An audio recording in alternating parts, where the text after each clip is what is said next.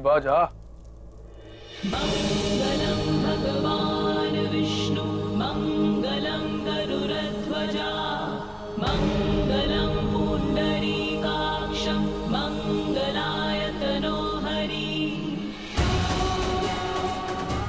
चलिए पंडित जी, वो जो गठबंधन की विधि रह गई थी ना बीच में, वो दोबारा से शुरू करते। पूर्वी गठबंधन कर दे। वर वधू का गठबंधन कीजिए।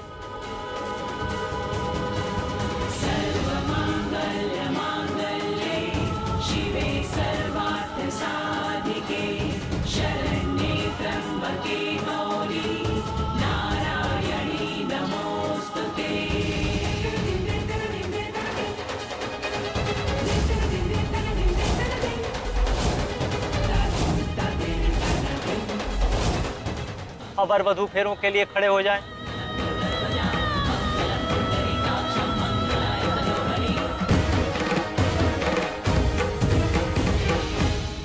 रुक जाओ, ये शादी नहीं हो सकती।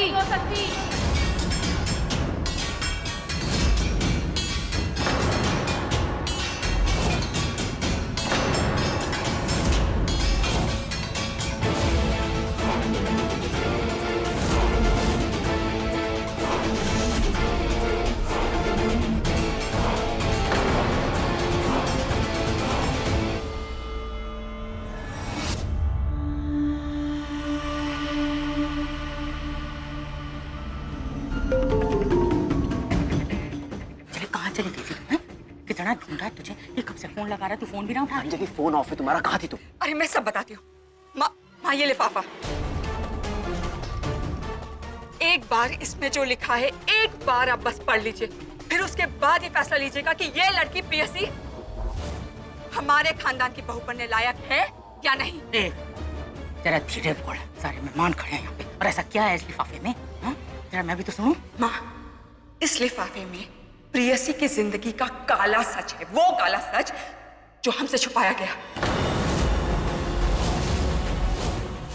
माँ मुझे पूरा यकीन है, एक बार आपको पता चल जाएगा ना कि इसमें क्या लिखा है, तो आप खुद ये शादी नहीं होने देंगे। बाजी जी, आपने तो कमाल कर दिया। अब देखते हैं कैसे होती है प्रियु और मेरे वैभव जी की शादी। थैंक गॉड अंजलि भाभी की आप टाइम पर आ गई, वरना ये गंवार जिंदगी भर के लिए मेरे गले पड़ जाती। अब कौन सा नया नाटक कर रही हैं ये?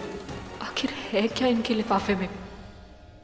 जी, इसमें प्रियसी की जिंदगी का पूरा सच है, आप खुद देख लीजिए। ये तू लेके आई है ना, तू ही पढ़ के सुना दे।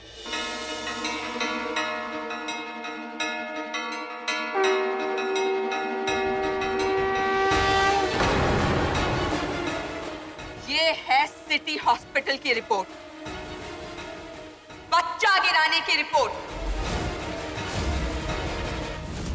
प्रियसी की अबॉर्शन रिपोर्ट।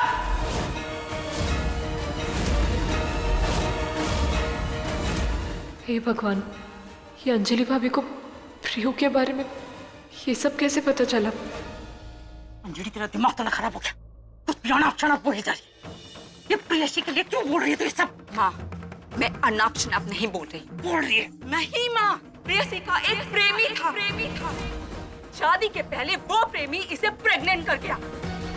उसी बच्चे गिराने की रिपोर्ट है ये। माँ ये बात हम सबसे छुपाई गई। माँ हम सबसे छुपाई गई। पूर्वी, अंजलि जो बोल रही है वो सच है?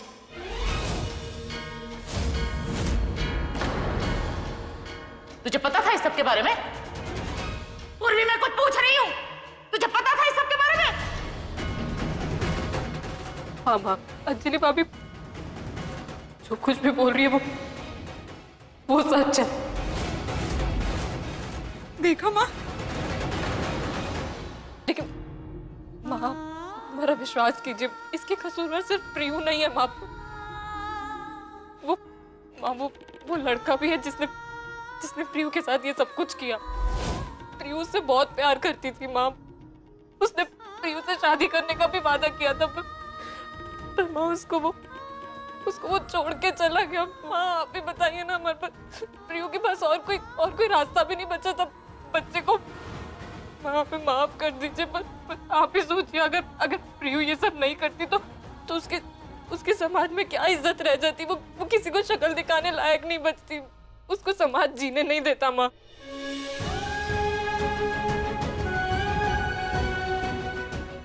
पर आज हमारी बदकिस्मती देखिए माँ, इस समाज से बचने के लिए प्रियु ने अपनी जिंदगी जान दांव पे लगा दी, अपनी जान की परवाह नहीं करी। आज वही समाज उस पर उंगली उठा रहा है। अरे वाह वाह वाह मुखियाई, एक तो चोरी, ऊपर से सीना जोरी। एक तो आपकी बहन ने इतना गलत काम किया, कुकर्म किया। अपनी बहन को गलत ठहराने की जगह आप हमको दोष दे रही हैं। मुझे तो लगता है आप इतनी सफाई इसलिए दे रही हैं कि शायद आपका भी हाथ था बच्चे गिराने में। तेरा दिमाग थोड़ा खराब हो गया, जो मुंह में है बोलती जा रही है। मेहमानों के सामने इज्जत उछाल रही है उसकी, और अब पूर्वी पे भी उंगली उठा रही है। माँ, इज्जत तो तब उछलेगी जब देवाजी की शादी इस प्रियसी से होगी। पता नहीं कैसी लड़की है, किसके साथ मुंह काला किया। अगर प्रियु के लिए एक और शब्द आपने बोला ना तो हमसे बुरा कोई नहीं होगा। हम मानते हैं कि प्रियु के साथ ये सब कुछ हुआ, पर इसका मतलब ये नहीं कि आप उसके चरित्र को लेकर कुछ भी बोलती रहेंगी। मैं कुछ भी नहीं बोल रही हूँ, जो इस रिपोर्ट में लिखा है ना वही कह रही हूँ। जी आप खुद ही देख लीजिए, खुद ही पढ़ लीजिए कि मुखियाइन की बहन कितनी चरित्रवान है। सब लिखा है इसमें, लीजिए पढ़िए।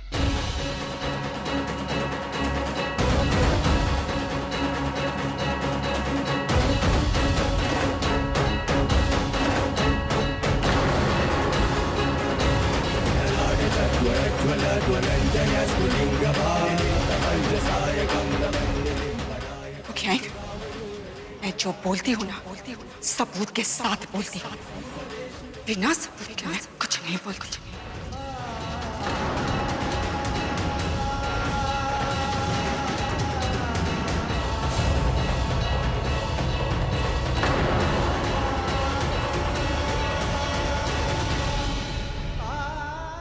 वीरेंद्र, ये जो कह रही है वही लिखा है कागज में?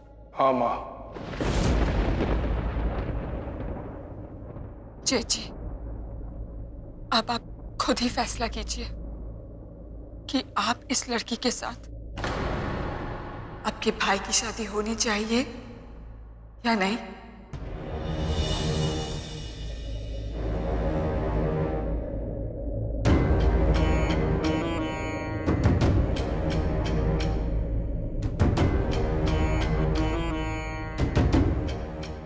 प्रिया से जो गलती हो गई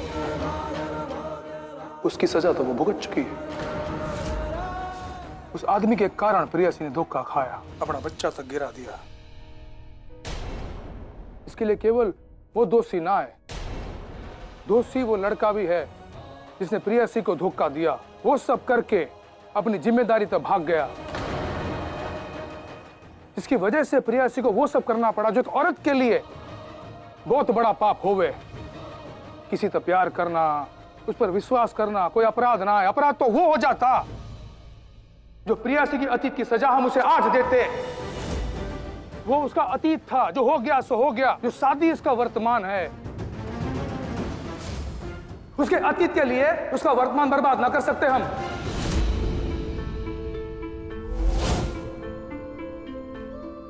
इसलिए मेरी नजरों में प्रियासी दोषी ना है, उसने कोई अपराध ना किया है। अपराधी तो वैभव है जिसने इतना बड़ा और घिनौना काम किया है। इसकी वजह से प्रियासी ने उसे जेल ना भिजवा कर शादी के लिए हाँ कह दी। यो सब करके प्रियासी ने हम सबको शर्मिंदा होने से बचाया है। इसलिए मने लाग रहा है कि शादी बिल्कुल सही है और ये शादी तो होके रहेगी। यो मेरा आखिरी फैसला है।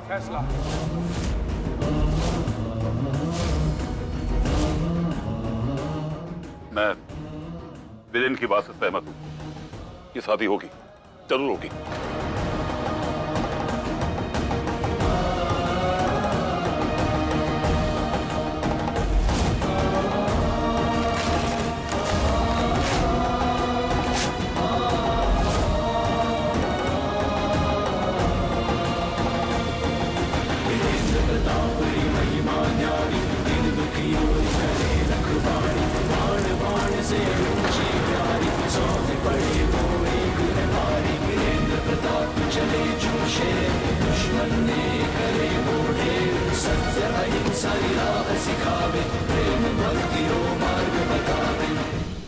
धन्यवाद मुखी जी, आपने हमारी जिंदगी बचा। हम ये एहसान कभी नहीं भूलेंगे। ये क्या हो गया? मेरा सारा प्लान फ्लॉप हो गया।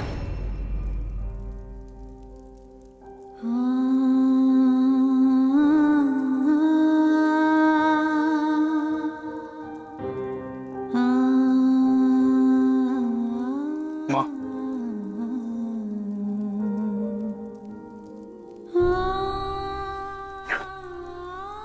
तेरी आंखों में ये आंसू अच्छे ना लगते। दुल्हन को तो मुस्कुराते रहना चाहिए। आज उसकी शादी का दिन है। जा कमरे में जा, अपना चेहरा मोरा ठीक कर ले और मुस्कुराती हुई आ। ना मुझे मुस्कुराती भी बहू चाहिए। जा। भूरी, इसे ले जा।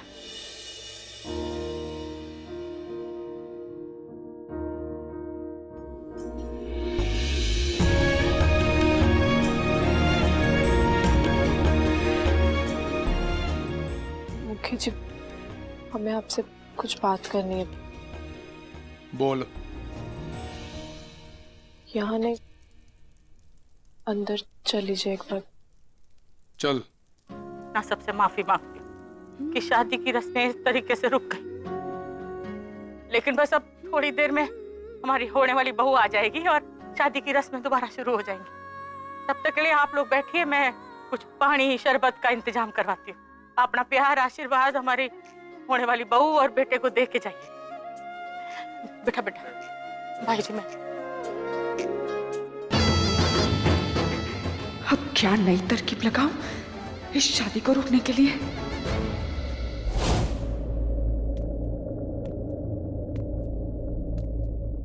क्या बात है बावरी?